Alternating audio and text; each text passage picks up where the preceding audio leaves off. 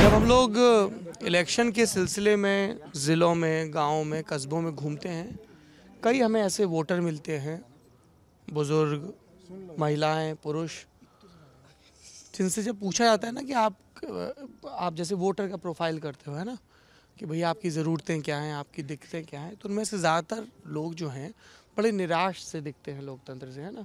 किसी को भी दे देंगे, क्या फ़र्क पड़ता है, आप बताओ किसको दे दें। कोई इनको फ्लोटिंग वोटर कहता है, कोई कुछ और कहता है। आपको क्या ऐसा लगता है, चूँकि प्रौढ़ शिक्षा का जिक्र आया, कि अगर इस विषय पर और ज़ोर दिया जाए, है ना, जो लोग अपने जीवन के बाल्यकाल में या जवानी के काल में नहीं पढ़ पाए, अपनी मजबूरियों के चलते, कोई मजदूरी कर रहा था, कोई खेती किसानी में, उन लोगों की अगर लगातार इस तरह की पाठशालाएं चलाई जाएं, जिससे वो अखबार पढ़ने लगें, पत्र पत्रिकाएं पढ़ने लगें, तो वो एक ज़्यादा जागरूक नागरिक के तौर पे तैयार हों। आपको ऐसा लगता है? जी बिल्कुल। हैं? सतत शिक्षा के माध्यम सतत से। शिक्षा, तो प्रौढ़ शिक्षा के लिए क्या किया जाना चाहिए, ये मेरा सवाल है आशीष। जी, प्रौढ़ शिक्षा के लिए यही है कि मतलब जो लोग समय से नहीं पढ़ पाए, समय थोड़ा सा उनके जीवन में निकल गया, तो वो उनके लिए ये है। अरे करना क्या चाहिए, थ्योरी बता रहे हो तो करना प्रैक्टिकल बताइए, क्या करना चाहिए? गांव में मोबाइल वैन भेजें? जी हाँ, जैसे हम लोग के यहाँ सरकारी विद्यालय की व्यवस्था है। सरकारी विद्यालय के जो शिक्षक हैं वो इन सब चीज़ों से, खास करके बीएड, बीटीसी वगैरह जो हैं, वो करके गुजरे होते हैं।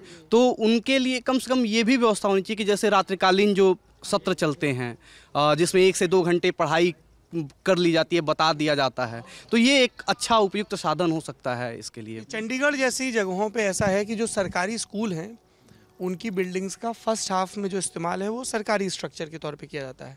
सेकंड हाफ में उन्हीं स्कूल बिल्डिंग्स को अलग अलग एनजीओ इस्तेमाल करते हैं इसी तरह के कामों के लिए, प्रौढ़ शिक्षा या जो बच्चे बाहर। हाँ सर, मतलब शिक्षा से वंचित रह गए हैं, उनको शिक्षा देने के लिए जैसे लालू यादव ने एक स्कीम चलाया था, मतलब चरवाहा विद्यालय, उस टाइप का भी कोशिश किया जा सकता है उत्तर प्रदेश में भी, लेकिन वहाँ मतलब चल नहीं पाया।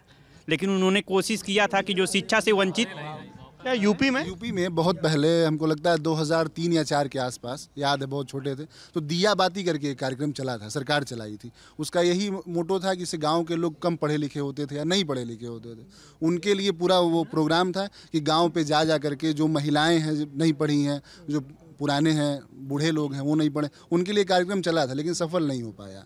जैसे वो चरवाहा बोले, तो उस तरह यहाँ भी चले थे। यूनिवर्सिटी के बच्चों, दैट्स अ गुड सजेशन। हाँ बोलिए, नाम बताइए। पीयूष पांडे मेरा नाम है। जो प्रैक्टिकल के नंबर होते हैं वो यूनिवर्सिटी के जो मतलब ग्रेजुएशन के बच्चे होते हैं उनको गांव-गांव भेज के, जो नहीं पढ़ पाए हैं उन लोग को पढ़ाने के लिए उन लोग का यूज़ किया जा सकता है।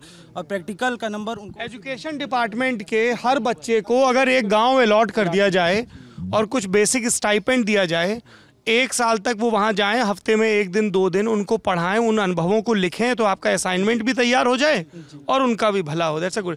ये इस चीज़ का मैं देखो, ऐसा अभी 4 और गप हो जाएगा, सुरा सुंदरी और क्या सुर, है ना, और किसका दीना का शादी, है ना, और योगी अच्छे हैं कि उनके विपक्षी अखिलेश अच्छे हैं कि मायावती अच्छी, कि प्रियंका अच्छी, इस पर बहुत चल ही रहा है महीनों से। चूँकि तुम लोग विश्वविद्यालय में पढ़ रहे हो, कोई तुम में से आगे चल के जज बनेगा, ठीक है, कोई दूसरी प्रशासनिक सेवाओं में जाएगा, कोई शिक्षा के व्यवसाय में जाएगा। विश्वविद्यालयों को लेकर जो सबसे बड़ी चिंता है जो हमारे देश की होनी चाहिए वो ये है कि हमारे यहाँ जो क्लासरूम में पढ़ाया जा रहा है और जो इंडस्ट्री या सोसाइटी की असलियत या ज़रूरत है, दोनों के बीच भेद बहुत है। सोशियोलॉजी में आपको जो पढ़ाया जा रहा है और आपकी जो सोसाइटी है, कोई मिलान नहीं है, है ना। हिंदी साहित्य में बहुत सारी चीज़ें पढ़ाई जाती हैं अच्छी अच्छी, लेकिन जो हमारे वक्त का साहित्य है, जो किताबों में लिखा जा रहा है, जो मैगजीन्स में लिखा जा रहा है, जो फिल्मी गानों में है, कुछ भी है, वो उतना पढ़ाया नहीं जा रहा है। सिलेबस उतना अद्यतन नहीं है। साइंसेस को लेके भी यही बात है। अब जैसे आपने बड़ा अच्छा, आशीष नाम बताया, पीयूष, आशीष आपका नाम है, बड़ा अच्छा सजेशन दिया कि भाई जो एजुकेशन स्ट्रीम के बच्चे हैं, जो शिक्षा शास्त्र की पढ़ाई कर रहे हैं, उन्हें तो सीधे ही जोड़ दिया जाए, तो उनको अनुभव भी मिले और वो है असाइनमेंट भी हो जाए और लाभ भी हो और उनको स्टाइपेंड भी मिले। तो इसलिए मैं ये चीज़ कह रहा हूँ कि आप लोगों की पढ़ाई और समाज की ज़रूरत दोनों की भी, जैसे हम लोग मास कम्युनिकेशन के बिजनेस में हैं, बहुत सारे बच्चे मास कम्युनिकेशन पढ़ के आते हैं, पर हमें रियलाइज़ होता है कि उनको प्रैक्टिकल नॉलेज बिल्कुल नहीं है।